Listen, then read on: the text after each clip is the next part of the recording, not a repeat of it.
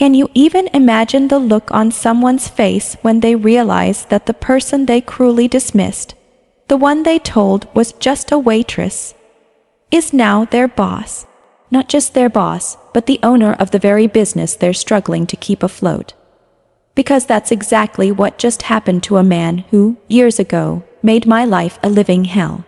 Was I wrong to savor every single second of his humiliation? Tell me, honestly, if you would have done the same thing. I'm still reeling from it, and I need to share this whole story from the very beginning to make sense of it all.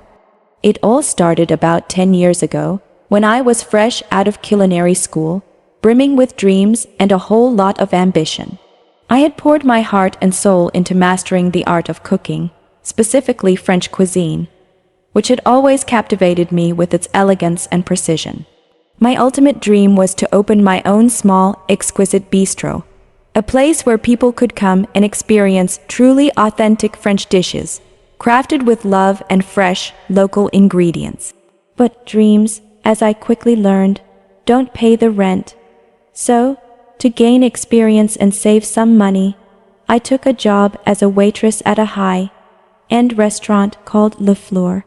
It wasn't my dream job, not by a long shot, but it was a stepping stone, a way to be around the industry, observe, and learn the ins and outs of a successful establishment. Le Fleur was known for its upscale clientele, a place where the city's elite came to dine and be seen. And among those elite, one man stood out, not for his charm or generosity, but for his insufferable arrogance. Mr. Richard Thorne. He was a real estate mogul, a man who seemed to own half the city, and he carried himself with an air of entitlement that was suffocating. From the moment he first walked into Le Fleur, he treated the staff, especially the waitresses, as if we were invisible or worse, as if we were beneath contempt. He never made eye contact, would snap his fingers for service, and spoke to us in a condescending tone that made my blood boil. I tried my best to remain professional, to let his behavior roll off my back, but some days it was nearly impossible. One particular evening, a few months into my job, was etched into my memory forever. It was a busy Friday night, and the restaurant was packed. Mr. Thorne was at his usual corner table, holding court with a group of equally pompous business associates. I was juggling multiple tables, trying to keep everyone happy, when he gestured for me, his expression a sneer. He had ordered a bottle of a very expensive Bordeaux, and when I brought it over, I accidentally, and I mean purely accidentally, brushed against his arm as I was pouring. The wine was fine, not a drop spilled, but he reacted as if I had doused him in acid. "Watch it, girl," he barked, his voice echoing through the relatively quiet dining room. "Do you even know how much this suit cost? You're just a waitress. Try not to ruin things for people who actually matter." The words stung, not just because they were rude, but because they hit a raw nerve. I was trying so hard, working tirelessly, saving every penny, and here he was, dismissing my entire existence with a wave of his hand. My face flushed with embarrassment and anger. My manager, a kind woman named Sarah, rushed over, profusely apologizing to Mr. Thorne, who just glared at me with pure disdain. I felt tears welling up, but I refused to let them fall. I just mumbled an apology, finished serving him, and retreated to the kitchen, where I tried to compose myself. Sarah followed me in, her face full of sympathy. "Don't let him get to you, sweetie," she said softly. "He's an awful man, you're better than this."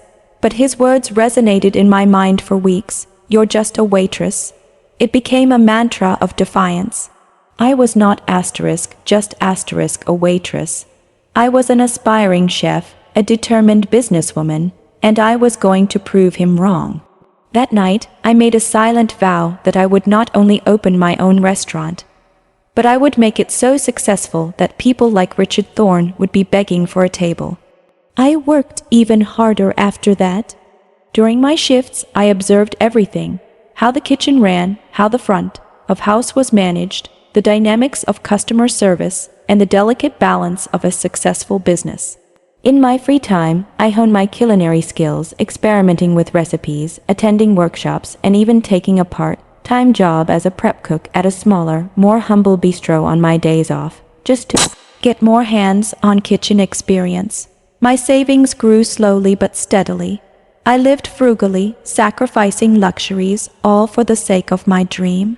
It took years, a lot of ramen noodles, and countless sleepless nights. But eventually, I had enough for a small down payment on a lease for a modest space in a less gentrified part of town. It wasn't the glamorous, high-traffic location I initially envisioned, but it was mine. I named it Le Rêve, which means the dream in French. It was a simple, intimate bistro, focusing on classic French comfort food with a modern twist. The decor was charmingly rustic, the atmosphere warm and inviting. I poured every ounce of my passion into Le Rêve. I was the head chef, the manager, sometimes even the dishwasher.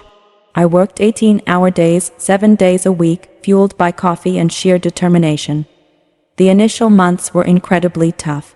There were days I wondered if I had made a terrible mistake, if Thorne's words would forever be my reality. But I persevered. Word slowly began to spread about the delicious food, the cozy ambience, and the friendly service. Local food bloggers discovered us, and their positive reviews started bringing in a steady stream of customers. We developed a loyal following, and soon, Le Rêve became a beloved neighborhood gem. The little bistro that started as a dream was finally thriving. I hired a small, dedicated team, people who shared my passion and respected the craft. We expanded our menu, added a small wine list, and even started offering cooking classes on weekends. Life was good, hard work, but incredibly rewarding. The memory of Richard Thorne and his dismissive words still lingered, a distant, unpleasant echo. But I was too busy living my dream to dwell on it. So that's the situation I was in, and I had to make a choice. Before I tell you what happened next, I want you to pause and comment below what you would have done in my shoes. Would you have let bygones be bygones? Or would you have seized the opportunity for a little poetic justice? About a year ago, I started hearing rumors about the Grand Palate, a new, upscale French restaurant that had opened in a prime downtown location.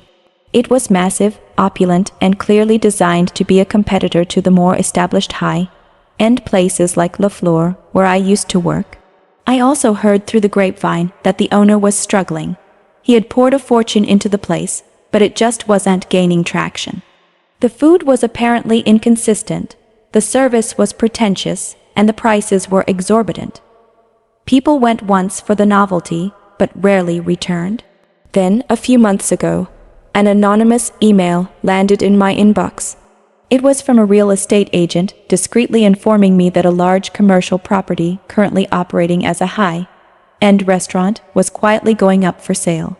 The agent knew of my success with Le Rêve and thought I might be interested in expanding. I was intrigued. Expanding had always been in the back of my mind, but I hadn't seriously considered it yet. I decided to schedule a private viewing.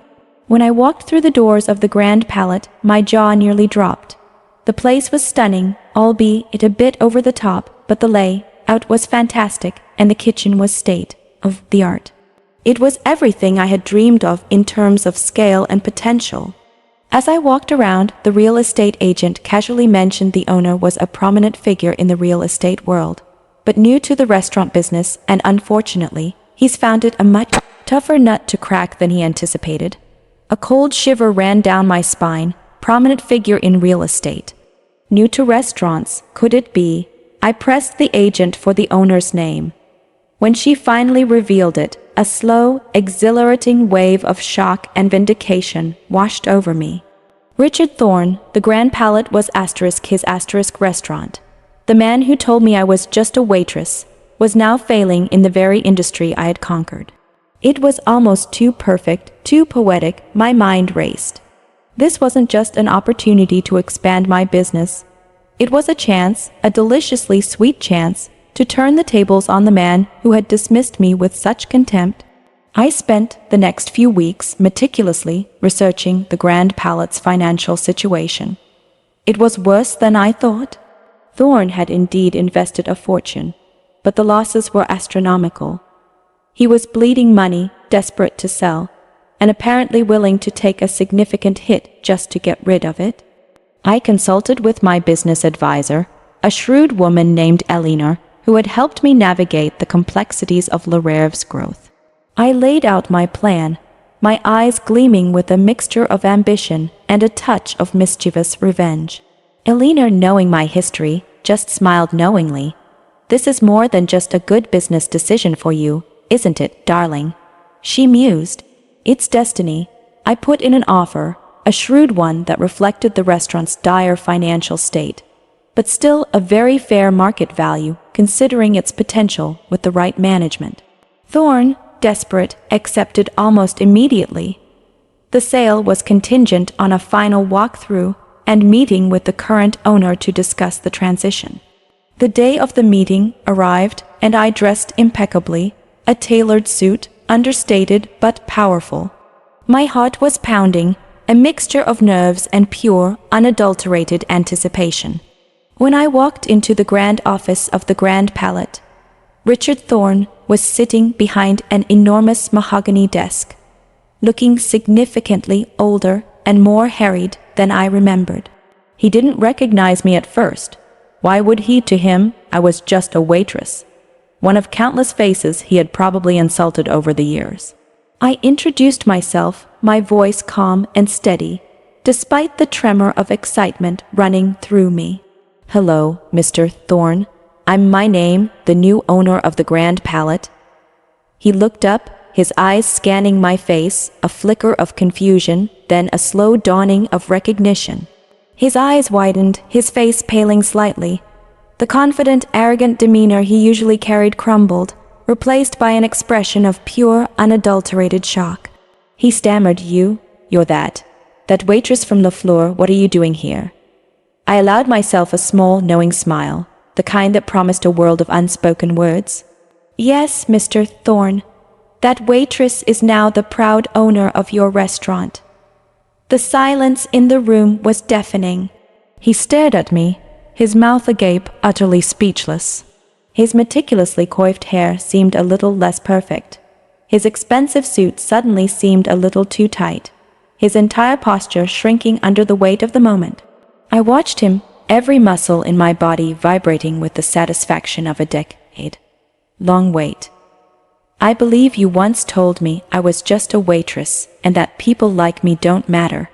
I continued, my voice still even, but with a subtle edge of steel. "Well, it seems this just a waitress has built a successful restaurant empire, and now I'm buying yours." He tried to regain his composure, clearing his throat, his face flushing crimson. "Look, I apologize if I said anything offensive back then. It was a long time ago. I was under stress." His apology felt hollow, forced, and utterly insincere. It was too little, too late. "Stress or not, Mr. Thorne, your words stuck with me," I said, leaning forward slightly, making sure he understood the weight of what I was saying. "They fueled me. They pushed me to prove you wrong, and here we are." I then shifted gears, immediately adopting a professional, no-nonsense tone. "Now about the transition. I expect a full accounting of all inventory, a detailed list of all current staff, and a complete breakdown of your supplier contracts. We have a lot of work to do to turn this place around, and I'm not interested in any excuses." He could only nod, a defeated look on his face. The power dynamic had completely flipped. The man who once looked down on me with such disdain was now looking up at me, literally and figuratively, with a mixture of awe and profound humiliation. It was a magnificent, almost spiritual moment of triumph. I acquired the Grand Palate, rebranded it, and infused it with the same warmth, quality, and passion that made Rêve a success. I kept some of the talented kitchen staff, retrained the front-of-house team, and completely revamped the menu, focusing on accessible, delicious French cuisine. The restaurant, now renamed the Phoenix Bistro, is thriving. It's a true testament to the fact that hard work, dedication, and believing in yourself can overcome any obstacle, even the cruel words of a powerful, arrogant man. And that, my friends, is the story of how just a waitress ended up buying the restaurant of the rich man who said those words. It was a long journey, full of doubt and struggle, but standing there, watching his face fall as he realized who I was worth every single moment. I built my dream, and in doing so, I taught him a lesson he'll never forget. Like this video, if you were on my side, if you believe in fighting for your dreams and getting a little sweet revenge when it's deserved. Subscribe for more stories like this, and share your final thoughts on this whole mess in the comments section. Did I go too far, or was it the perfect comeuppance? I'll see you all in the next story.